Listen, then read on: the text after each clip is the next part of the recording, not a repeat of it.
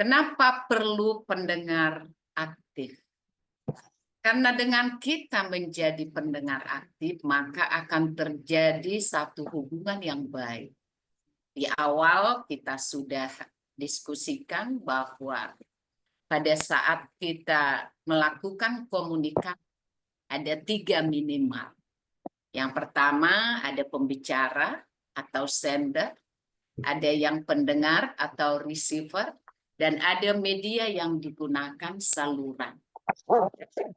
Kita bisa memperbaiki jika terjadi gangguan-gangguan, hambatan-hambatan, maka di ketiga komponen yang kita perbaiki. Apakah dari sisi pembicara sendiri, apakah dari sisi kita sebagai pendengar audiens, atau apakah media yang kita gunakan kurang baik. Sehingga para pendengar bisa mendengar lebih jelas tentang apa yang sudah disampaikan oleh pembicara atau sender dalam hal ini.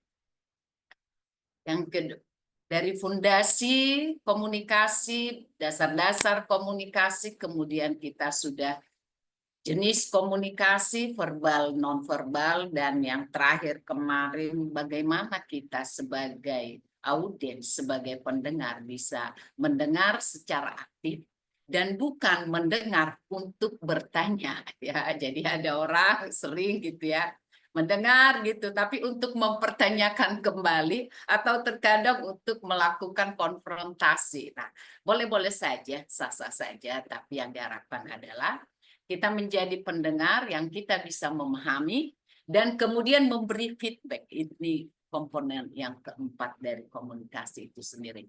Jadi minimal satu komunikasi yang baik jika itu keempat komponen itu bisa terlibat secara penuh.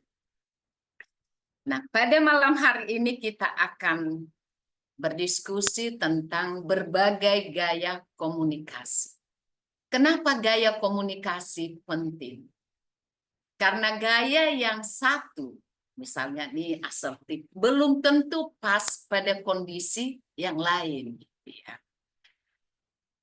Jadi masing-masing gaya dari pembicara atau pemateri itu tentu akan disesuaikan dengan kondisi. Tapi apapun kondisi, masing-masing pemateri tentu mempunyai gaya sendiri. Dan ini tidak perlu kita paksakan. Misalnya kita melihat preacher, pengkhotbah yang luar biasa ya. Tadi malam saya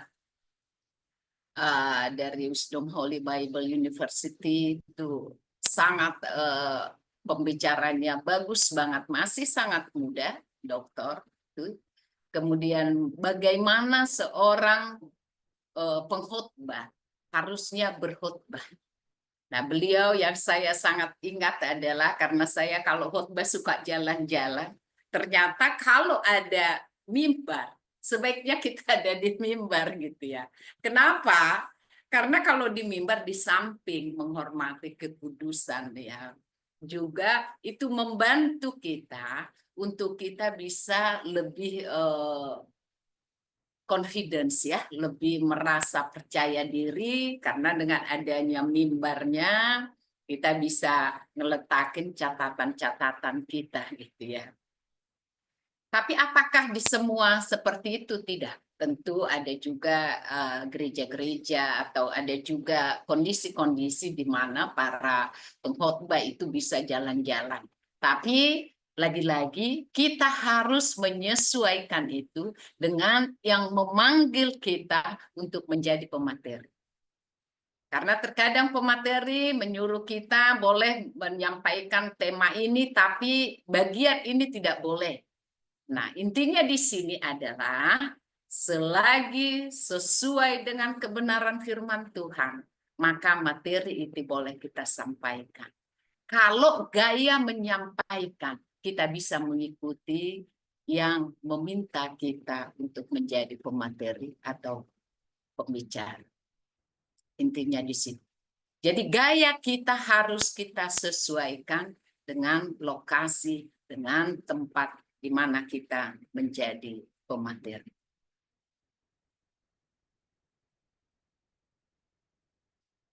Jadi ini tadi udah 12 sesi, ini sesi keempat ya. Ya, udah nggak terasa, udah sepertiga kita jalani. Ada 4 gaya komunikasi utama. Asertif, ada agresif, ada pasif agresif. Kalau orang yang asertif itu jelas, langsung, dan menghormati temannya, menghormati audiensnya, menghormati yang bertanya. Misalnya dimulai dengan kata-kata, saya sangat memahami sudut pandangnya Ibu. Tapi apabila kita caranya menjawab seperti itu, walaupun terkadang itu belum begitu pas, tapi kita harus menyampaikan bahwa itu kita pahami, kita hormati. Karena masing-masing kita memiliki pandangan yang berbeda. Akan sangat berbeda pada saat seorang yang bergaya agresif. Dia akan konfrontatif. Oh bukan. Nah, pertanyaan, jawaban yang seperti, oh bukan. Kalau saya seperti ini. Nah, ini konfrontatif. Tidak menghormati. Ada lagi, oh itu tidak benar. Kalau tidak benar masih bagus ya. Kalau dibilang, oh Anda salah. Ini agresif. Sebaiknya kita tidak. Sebaiknya hindari agresif. Kemudian pasif, menghindar ragu-ragu. Jadi ya terserah saja, terserah ibu saja, atau dia di belakang. Dia di belakang diskusi menceritakan, wah saya tidak setuju sebenarnya. Tetapi beliau atau bapak itu menyatakan seperti itu. Atau misalnya dia diminta untuk mengisi satu acara. Kemudian dia bilang, ya terserah ibu mana baiknya. Nah, ini orang yang fasik. Ini gaya komunikasi yang pas. Terserah ibu saja. Tetapi di belakang biasanya yang pasif itu akan cerita, wah gak enak banget sama Ibu Tina. Misalnya. Saya udah bilang saya nggak setuju, tapi ya udahlah. Ini contoh yang pasif. Bapak dan Ibu, dari 3 ini kita bisa melihat. Pada saat kita dihadapkan dengan berbagai situasi, apakah kita mau asertif? Apakah kita mau agresif? Apakah kita mau pasif atau pasif agresif? Ya, udah terserah saja. Ya, suka-sukanya Bapak saja. Nah, itu digabung ya, pasif dan agresif. Memang sangat tidak enak sih berkomunikasi dengan Bapak. Ini pasif dan agresif. Di awal dia bilang terserah saja. Tapi sesudahnya dia bilang ya memang suka-sukanya karena dia jadi pemimpin. Nah, ini pasif dan agresif. Bapak dan Ibu, kalau boleh menyarankan nih, sebaiknya kita milih yang asertif.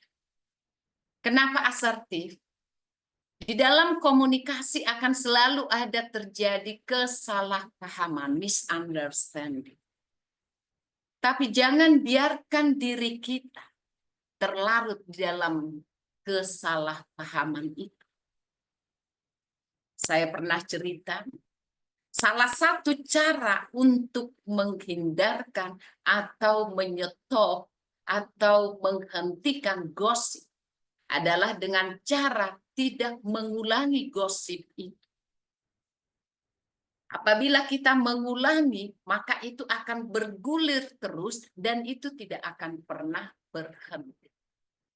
Dan pada saat kita memilih gaya komunikasi yang agresif, misal, maka kita akan konfrontatif. Oh, Pak Hermimus ngomong seperti ini ya ke saya ya.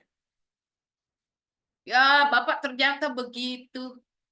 Di depan baik, ini misalnya contohnya saya protes. Ini gaya yang agresif. Kemudian atau pasif, ya udahlah kalau Pak Luxius ngomongnya seperti itu, ya maklumlah saya masih orang baru, ya udah saya terima. Ini pas. Kemudian saya beralih lagi, ya Pak Luxius memang seperti itu ya. Ya udah saya terima. Tapi datang lagi dia. Ya memang ya Pak Luxius itu menyerang lagi. Udah keberapa kali nih Pak Luxius ngomong seperti ini ke saya. Saya tidak bisa terima. Di awal dia pasif, kemudian dia agresif. Kita sekedar mengetahui saja agresif, pasif, pasif, agresif. Mari kita coba contohnya. Pada saat kapan kita agresif, pada saat kapan kita pasif, pada saat kapan kita menjadi gabungan dari pasif dan agresif. Agresif itu pasti pada saat kondisi di mana kita seperti tertekan. Ya, makanya semut juga kalau diinjak menggigit. Ini peribahasa ini sebenarnya ya. Misalnya orang klakson kita pasti agresif. Nah, kalau sekarang kita sudah tahu ini, ya mudah-mudahan kita nih ya istighfar gitu ya. Kita pada saat orang klakson ingat, saya harus tetap asertif. Asertif di sini ya tidak perlu harus membalas dengan perkataannya. Karena dia juga di belakang kita mobilnya. Kecuali pada saat kita saling bersisian gitu ya. Nah, kalau orang agresif pasti itu, hey, kenapa kamu klakson? Ini contoh agresif ya, Bapak dan Ibu. Jadi ada 4 gaya komunikasi yang utama. Ini cuma yang utama yang kita diskusikan. Asertif, dia menyelesaikan masalah. Orang yang asertif itu menggunakan bahasa yang jelas dan tegas, tidak merasa takut menyampaikan pendapat, tidak merasa takut. Ingat, di dalam berkomunikasi itu kita sama, egaliter. Saya selalu bilang itu, mau dia atasan, mau kita bawahan, kita egaliter. Posisi kita di dalam berkomunikasi itu tidak ada yang rendah, tidak ada yang tinggi. Karena pada saat kita mulai ada di atas, ada di bawah, maka komunikasi tidak akan terjalin dengan baik. Saat itu dia posisinya sebagai kepala, sebagai bos kita, ya itu dalam posisi. Tapi di dalam berkomunikasi, ya asertif harus kita pilih. Kita mampu mengatakan tidak jika memang tidak, dan kita katakan iya jika memang iya. Dan kita berusaha menjaga hubungan yang baik walaupun ada perbedaan pendapat. Ada seseorang yang sangat agresif dan seolah-olah seorang yang asertif itu akan kalah. Tidak, Bapak dan Ibu. Seseorang yang memiliki gaya komunikasi yang asertif, pasti dia akan menang pada akhir. Saya sering berkata, kalau dengan anak-anak saya, Mama tidak akan marah. Kalau Mama nanti agresif lagi menyampaikan sesuatu, Mama cepat capek. Sehingga yang saya mau sampaikan itu tidak tersampaikan dengan baik. Itu Bapak dan Ibu. Inilah alasan utama. Kita harus belajar untuk memilih gaya komunikasi yang asertif. Sebagai contoh misalnya ya, seseorang ini ada namanya Ani dan Rudi ini diskusi. Rudi si Ani ini ya disuruh atasannya untuk mengerjakan sesuatu yang bukan jobnya, yang bukan pekerjaan. Rudi kemudian mengeluh kepada temannya, kenapa harus saya sih yang mengerjakan itu? Nah, berarti dia pasif. Gaya komunikasi pasif. Kemudian Rudi ini berkata lagi kepada atasan yang nyuruh, Bu, saya sedang memiliki pekerjaan saat ini. Jika saya yang mengerjakan ini, maka waktunya haruslah sesudah saya menyelesaikan pekerjaan saya sekarang. Ini kan ada solusi. Jadi pada saat kita memilih berkomunikasi secara asertif, maka pasti akan ada solusi. Jadi kalau kita lihat Bapak dan Ibu kemarin ada antara contoh ya ini ya, Volodymyr Zelensky, kemudian ada Vice Presiden Amerika Serikat dan ada Presiden Amerika Serikat. Saya udah benar-benar itu pembicaraan yang sangat tidak asertif, menyerang, ya, mengkonfrontasi sama Vice Presidennya, ya. Dan akhirnya terjadilah kesalahpahaman dan akhirnya mereka bubar tanpa menghasilkan apapun kecuali menambah luka. Bapak dan Ibu, sesuatu yang dengan gaya komunikasi yang agresif itu pasti akan ada luka, Bapak dan Ibu. Kita sebagai hamba Tuhan, saat kita berkomunikasi ternyata menimbulkan luka, mari kita lihat ke masing-masing. Sebenarnya kita tidak menginginkan luka. Saya punya satu cerita, ya, dan ini sering saya sampaikan. Ada seorang anak yang sangat pemarah. Pada saat dia marah, maka semua perkataan-perkataan yang tidak senonoh itu akan keluar dari mulutnya. Di samping perkataan juga tindakan-tindakan yang tidak baik. Dan ayahnya itu pada akhirnya sudah dalam tahapan yang tidak mampu lagi. Kemudian orang tuanya berkata, "Nak, saat kamu marah, daripada kamu mencaci maki saya, mencaci maki ibumu, mencaci maki adikmu perempuan dengan bahasa kalimat-kalimat kotormu itu, maka lebih baik tenagamu itu kamu curahkan ke paku ini, paku tembok-tembok ini."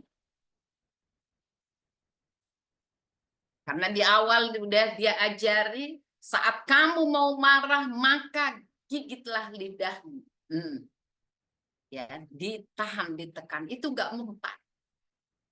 Kemudian ini udah ekspresikan aja kemarahanmu itu melalui tindakan. Terkadang kita sekedar ngajarin untuk menutup, untuk berhenti berbicara, itu tidak mampu lagi. Maka tenaganya, energinya yang berkelebihan itu harus dia salurkan lewat tindakan. Dia memaku tembok dengan paku-paku yang udah disiapkan. Dan setiap dia marah, setiap dia mau memaki, mencaci orang tuanya, maka dikasih paku-paku besar. Dan dia memaku-maku tembok itu. Satu hari pertama dia memaku 20 tembok, baru selesai dia omelannya. Hari kedua dia memaku 15. Hari ketiga tinggal 10 paku yang dia pakukan, yang dia tancapkan ke tembok. Hari selanjutnya 5 dan terakhir dia bilang, "Saya tidak punya kekuatan lagi untuk memaku." Ayahnya bilang, "Apakah kamu tidak mengumpat? Apakah kamu tidak bertindak agresif dengan kalimat-kalimat yang tidak senonoh itu lagi padaku hari ini?" Anaknya bilang, "Saya tidak punya kekuatan lagi, ayah." Ayahnya kemudian bilang sama dia, "Karena kamu sudah tidak punya kekuatan lagi, dan kamu tidak akan memaku tembok-tembok ini lagi, maka sekarang cabutlah paku-paku itu." Paku yang pertama 20, ditambah 15, ditambah 10, ditambah 5, ditambah 5. Kemudian dicabut semua. Kemudian ayahnya kumpulkan paku-paku itu. Dan lihatlah, saat ini amarahmu sudah selesai. Kamu tidak mampu lagi mengeluarkan kalimat-kalimat yang tidak senonoh. Tetapi lihatlah tembok-tembok itu, lubangnya itu akan tetap ada di sana. Seperti itulah Bapak dan Ibu. Pada saat kita mengeluarkan perkataan-perkataan kita, kalimat-kalimat kita, walaupun kalimat-kalimat itu tidak secara langsung menusuk, meninggalkan lubang-lubang di dalam hati yang mendengarnya.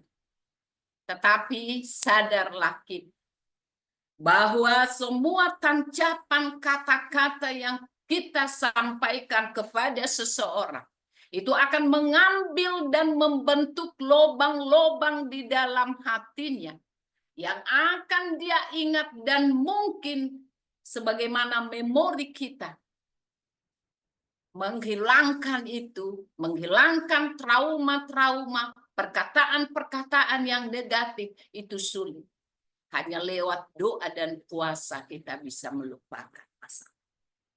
Dan tidak semua yang kita temui yang keluar perkataan-perkataan yang kasar yang kita sampaikan, tidak semua orang mampu menerimanya itu dengan tenang. Karena itu Bapak dan Ibu, jagalah ucapan kita. Jagalah perkataan kita walaupun di dalam kondisi yang sangat memungkinkan untuk kita mengeluarkan kata-kata yang kurang baik. Tetaplah bersikap menghormati lawan bicara kita, teman bicara kita, walaupun dia tidak mendengar kita, walaupun tidak ada di media. Apalagi kita lihat ada ini sekarang berbeda. Kalau dulu saya selalu kita ini saling berhubungan, di depan saya ada, tetapi sekarang kita tidak bersama-sama dalam satu tempat. Ada di Zoom, misalnya di mute, kemudian kita akan melakukan sesuatu hal hoax, bullying. Hati-hati Bapak dan Ibu. Sangat-sangat tidak boleh. Paku-paku itu sekalipun sudah ditarik dari tembok-tembok itu, maka dia akan tetap, lubang-lubang itu menganga. Seperti itulah dengan kita. Saya di dalam kesehatan mental selalu mengingatkan, karena ternyata trauma masa lalu, trauma bukan hanya karena kekerasan fisik, tetapi juga karena kekerasan verbal. Bukan kekerasan verbal itu bisa kata-kata yang ditulis postingan.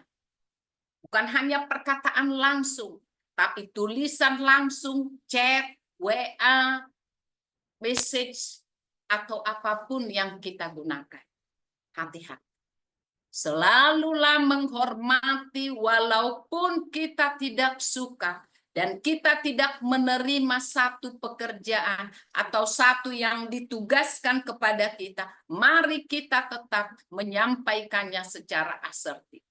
Dan jika seseorang teman bicara kita memilih gaya komunikasi yang agresif dan menyerang kita balik, ingatlah. Jika kita yang menyerang balik itu, ingatlah tadi. Ada paku-paku yang tertancap di tembok, dan sekalipun paku-paku itu ditarik, dicabut, tembok-tembok itu akan tetap berlubang. Berarti ingatlah bahwa kita sudah melukai hati orang lain.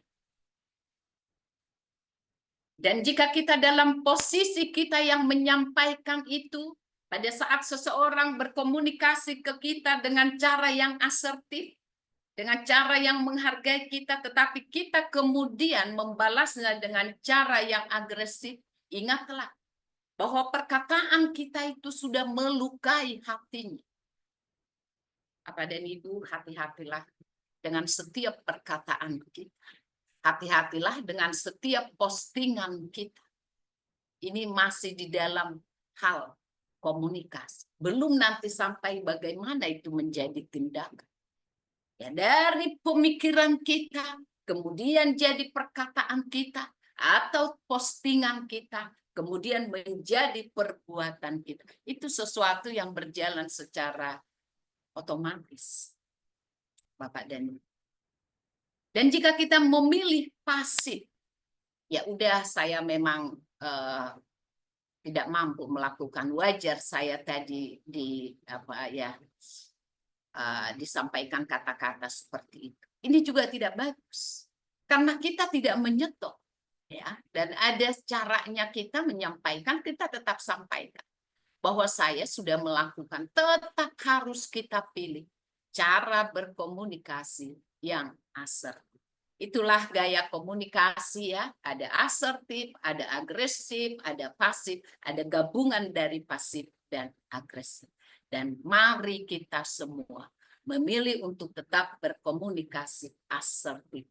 Supaya kita ingat perlunya berkomunikasi secara asertif. Ingat tadi teori Pak. Pada saat saya berkomunikasi secara agresif, pada saat saya konfrontatif, pada saat saya menyerang orang lain, pada saat saya walaupun ya saya layak untuk menyerang, ingatlah saya membuat lubang-lubang di dalam hati orang lain. Dan tentu tujuan hidup kita bukan untuk menambah lubang, tetapi untuk menutup lubang-lubang. Untuk itulah kita dipanggil sebagai hamba-hamba Tuhan. Menutup lubang-lubang, membangun jembatan-jembatan, bukan membangun tembok-tembok. Pada saat kita berbicara agresif, maka kita membuat lubang, sekaligus kita juga membangun tembok-tembok pemisah, sehingga perhubungan akan sulit untuk dijalin kembali. Itu Bapak dan Ibu berkaitan gaya komunikasi yang pada malam hari ini kita akan diskusikan. Nah, bagaimana kita bisa memilih supaya kita menjadi asertif? Yang pertama itu kita harus mengenali diri kita. Dan kita juga harus mengenali gaya komunikasi orang lain. Orang lain dalam artian di sini yang sering berbicara dengan kita ini, gaya komunikasinya seperti apa? Kemudian kita harus mau mendengarkan aktif, kita dengar ya pelajaran yang sudah 3 sebelumnya, dan memahami gerakan tubuhnya. Dengan cara kita mengenali diri kita, mengenali diri teman bicara kita, maka minimal 1 langkah kita sudah mulai belajar untuk bisa menjadi asertif. Kemudian kita mengadaptasikan diri kita. Artinya kita menyesuaikan dengan kondisi itu. Ada orang komunikasinya memang di lingkungan yang suara agak kencang itu bukan berarti marah ya Pak Hermimus ya. Orang Batak itu suaranya kuat gitu ya. Kalau nggak suaranya kuat, konon katanya ke Bukit Barisan itu nggak bisa manggil gitu. Saya juga nggak tahu kenapa harus kuat. Tapi satu hal adalah saya bangga dengar kalau orang yang di core itu ya, orang Batak, aduh keren banget suaranya itu ya. Jadi kita mengadaptasikan diri kita dengan gaya lingkungan di mana kita lebih sering berkomunikasi. Tapi tadi ya intinya tetap asertif Bapak dan Ibu. Ini kuat ya, kuatnya suara nih dalam kaitan itu ya. Ada asertif, suara pelan boleh. Ada asertif, suara kencang, suara kuat juga sama aja ya. Nah, disinilah kita bisa sesuaikan. Apakah suara kuat boleh atau suara yang semi gitu ya, semi kuat gitu. Untuk kita mempertimbangkan latar belakang dari teman kita dan apa yang mereka harapkan dari kita. Jika terjadi misalnya ada case gitu ya di dalam komunikasi yang efektif ya, misalnya ada konflik antar anggota tim, maka kita harus melihat nih, kenapa ada konflik. Bapak dan Ibu, bukan karena tidak baik ya sesuatu tim itu bisa pecah, cuma karena perkataan loh. Makanya orang bilang memang lidah tak bertulah. Tak terbatas kata-kata. Ini Pak Hermimus bisa kali lagu itu. Emang tidak bertulang. Saking tidak bertulang, maka dengan gampang kita memutarbalikkannya. Solusinya itu ya gayanya kita harus sesuaikan. Tidak akan mungkin saya bisa berteman dengan teman-teman saya yang dari Jawa kalau saya tidak mengadaptasikan diri saya dengan cara mereka berbicara. Kemudian nanti sesudah kita menganalisis, kita cari solusinya, dan kita yakin dan percaya. Hasilnya tentu akan ada tim, akan ada organisasi, akan ada komunitas yang lebih produktif dan harmonis.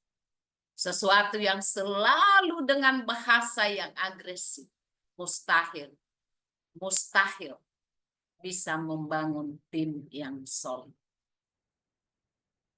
Ada orang berkata asertif tidak tegas. Asertif itu tegas, Bapak dan Ibu.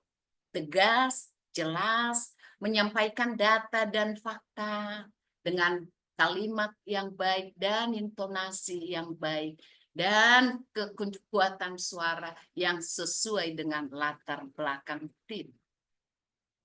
Kita kencang, tiba-tiba ada penyakitan, nggak pas, Bapak dan Ibu. Nah, disinilah kita sesudah memahami bagaimana itu semua terjadi. Jadi dari tadi ada mengenali diri kita sendiri, mengadaptasi, kemudian menyesuaikan, maka ini ada T, ada praktipsnya, berlatih Bapak dan Ibu.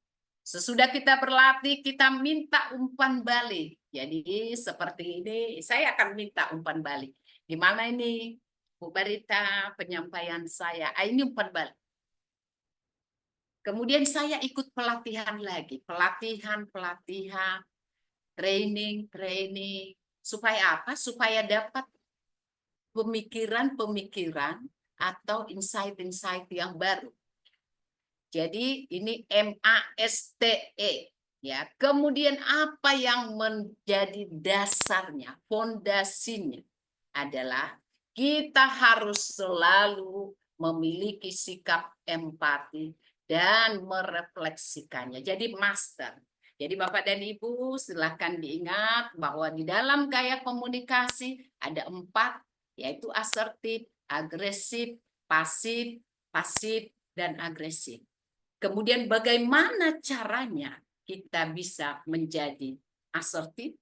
Maka selalu ingat master supaya gampang mengingatnya. Mengenali diri kita, mengenali teman bicara kita, mengenali tim kita, mengenali komunitas kita. Kita mengadaptasi diri kita dengan lingkungan yang paling dominan tentunya.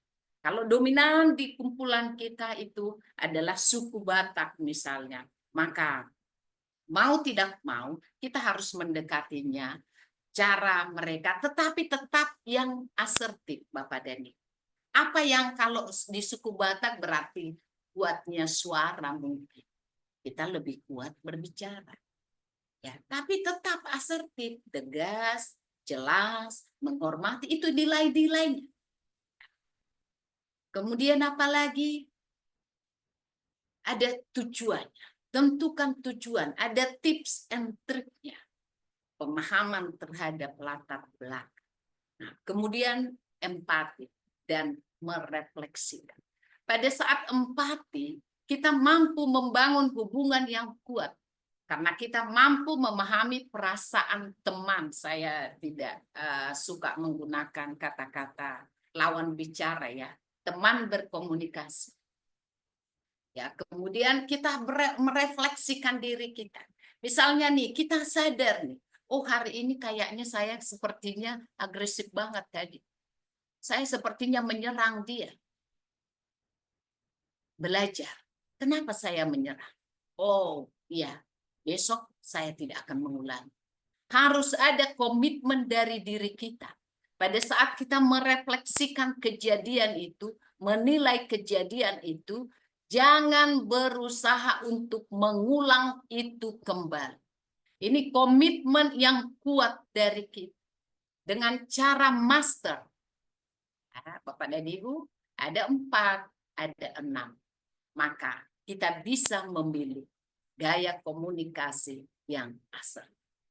Karena dengan gaya komunikasi yang asertif, kita akan mampu membangun hubungan yang baik dengan sesama komunitas kita, dengan lingkungan di mana kita bisa berinteraksi, atau bahkan orang-orang yang kita tidak kenal.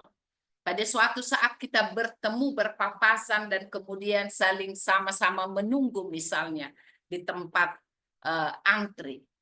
Apakah antri di tempat makan, antri dimanapun itu ya, kita bisa membangun hubungan yang baik dengan mereka. Hubungan yang asertif itu, dengan ada caranya master, maka dampaknya ada hubungan yang sehat, ada penyelesaian masalah, kemudian kepercayaan diri kita juga meningkat. Ya, baik itu sebagai pembicara, baik itu sebagai posisi kita sebagai pendengar. Bapak dan Ibu, apapun ya, selalu ingat, jika saya bertindak berkata-kata agresif atau postingan atau chat saya agresif, ingatlah, bukan hanya dia yang terluka, bukan hanya teman kita itu yang terluka, kita juga sebenarnya terluka. Tetapi pada saat kita merefleksi nih di sini, kita merefleksikan, wah saya kok jadi kepikiran ya, ini sebenarnya luka ya.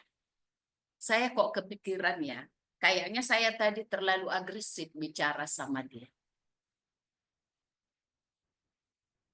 Apakah kita kemudian meresponinya dengan tindakan kita? Ya, stop. Ya. Jadi kita harus berani mengatakan kepada diri kita, saya harus stop ini semua. Dan dari situlah akan timbul, ya, semakin hari semakin kita memiliki gaya komunikasi yang asertif. Gaya komunikasi yang asertif tadi kita akan bisa lakukan, miliki apabila kita mengenali diri kita. Ini yang utama. Mengenali diri kita pada saat mana saya menjadi agresif. Kita kenalin titik-titik kelemahan kita. Maka pada saat itulah tadi, ya kalau kita yang sudah memahami malam ini, tentu saya selalu bilang, pada saat marah, ya sebaiknya tidak berbicara. Maka tutuplah, mohon maaf ya, kita menutup. Kita gigit aja lidah kita, sehingga tidak keluar kata-kata lagi. Pada saat kita marah banget, gitu ya, maka seperti seorang ayah tadi, dia menyuruh anaknya, pakulah tembok itu. Tapi ingatlah pada saat kemarahanmu hilang, tembok itu akan tetap berlubang karena paku. Sekalipun kamu sudah cabut, akan tetap ada lubang di tembok. Dan inilah yang kita refleksikan. Kita refleksikan, kita latih diri kita belajar untuk mencoba melihat apa makna yang disampaikan oleh teman berkomunikasi dengan kita. Pada saat kita mencoba mencerna, nah ini ada kesempatan untuk kita, untuk menahan gejolak kemarahan kita. Bapak dan Ibu, pada saat kita ya menerima sesuatu, ya perkataan yang kurang pas menurut kita, siapapun kita pasti akan bereaksi. Dan reaksi kita spontan itu umumnya cenderung agresif. Karena itu Bapak dan Ibu, ya kita nih udah dalam kondisi sangat tidak menguntungkan bagi kita. Sepertinya dihina gitu ya, sepertinya dianggap remeh gitu ya. Nah ini kita ingat kembali nih, oh tadi dia ngomong, kita perlambat Bapak dan Ibu, ini tekniknya ya. Tekniknya supaya kita tidak menjadi agresif. Ya, kalau yang pasif itu biasanya ya udahlah gitu, itu biasanya itu ya udahlah dasar lo orang gila. Itu pasti akan ada sambungannya juga. Tapi itu kan nggak terlalu melukai orang lain ya, karena nggak didengar gitu ya. Tapi kalau dia agresif, dasar kamu memang gila kamu. Ah, ini agresif nih. Kalau yang agresif kayak gini, caranya gimana? Kita coba ulangi tadi, apa yang disampaikan kepada kita.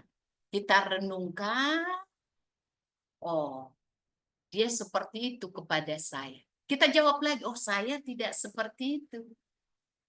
Saya tidak seperti penilaianmu. Nah, pada saat kita menyampaikan itu, ada waktu nih. Ada waktu mengurangi tensi. Ya, mengurangi tensi sehingga nanti tidak seagresif kalau kita langsung frontal, Bapak dan Ibu.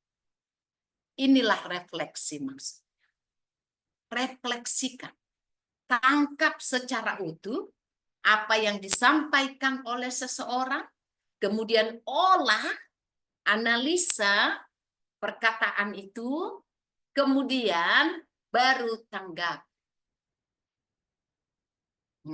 Ini akan membuat kita menjadi lebih asertif. Seseorang yang belum selesai menerima perkataan, kemudian menanggapinya, cenderung itu akan lebih agresif, Bapak dan Ibu. Karena itu, mari kita selalu ingat master, mengenali diri kita sendiri, mengenali teman kita, komunitas kita mengadaptasi diri kita dengan komunitas yang dominan, berpengaruh kepada kita, atau waktu kita dominan di situ. Kemudian kita tetapkan satu tujuan dengan tips-tips apa yang kita lakukan dan apa yang kita terima dari komunitas itu. Dan kemudian ada TE, empati, dan refleksi. Pada saat kita merefleksikan semua yang komunikasi yang baru kita lakukan atau komunikasi yang baru dibangun di dalam satu komunitas, maka Bapak dan Ibu otomatis kita akan lebih sedikit ngerem dan memilih kata-kata. Ya Bapak dan Ibu, kata-kata itu memang harus dipilih ya Bapak dan Ibu. Jangan mau kata-kata yang asal keluar, jangan. Semuanya memang harus direncanakan Bapak dan Ibu. Jadi kalau kata-kata yang memang sudah kita pikirkan, itu kita juga udah paham dampaknya.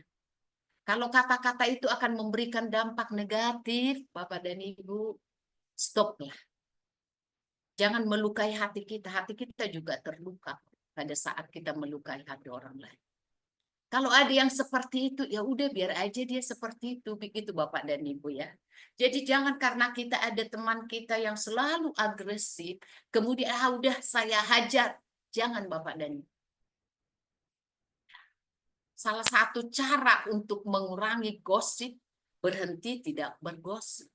Salah satu cara untuk mengurangi atau menghentikan orang yang agresif, atau minimal tidak menambah jumlah orang yang provokator dengan tidak ikut menjadi agresif, tidak ikut menjadi provokator, tidak ikut menjadi orang yang selalu konfrontatif. Karena inilah yang harus kita pilih dalam hidup. Itu Bapak dan Ibu yang saya bisa sampaikan di malam hari ini. Tuhan memberkati kita semua.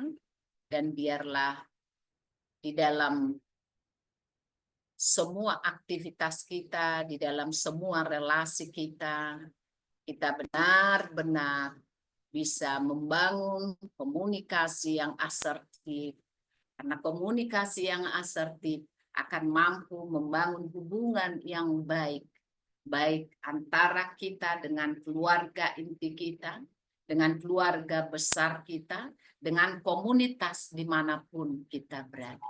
Selalu ingat, ya, ada 4 gaya komunikasi dan pilihlah asertif. Karena itulah yang terbaik. buat kita sebagai hamba-hamba Tuhan yang hidup di era masa kini, bukan hanya perkataan langsung, tetapi tulisan langsung, postingan langsung. Mari kita jaga bersama. Melukai hati orang, itu juga akan melukai hati kita. Setiap perkataan yang melukai hati orang, ingatlah, itu seperti tembok yang dipaku dan saat pakunya dicabut, maka tembok itu akan selalu berlubang. Dan biarlah kita adalah orang-orang di mana ada tembok-tembok yang berlubang. Kita datang untuk mengelem, untuk menambal tembok-tembok berlubang. Artinya apa? Biarlah kita bisa dan mampu untuk mengobati luka-luka batin di dalam hati komunitas kita, di dalam hati semua member yang ada dan berinteraksi dengan Kingdom Family Indonesia. Terima kasih Bapak dan Ibu buat kehadirannya. Saya kembalikan kepada Bapak Raffles. Makasih. Baik, mari kita beri aplaus dulu semua, baik melalui penyampaian yang cukup baik bagi kita. Puji Tuhan. Mantap. Iya, jadi kita baca sesuatu lagi pada malam hari ini dan kita masuk dalam ini dulu dengan jawab. Ya, seperti biasa, ya pasti banyak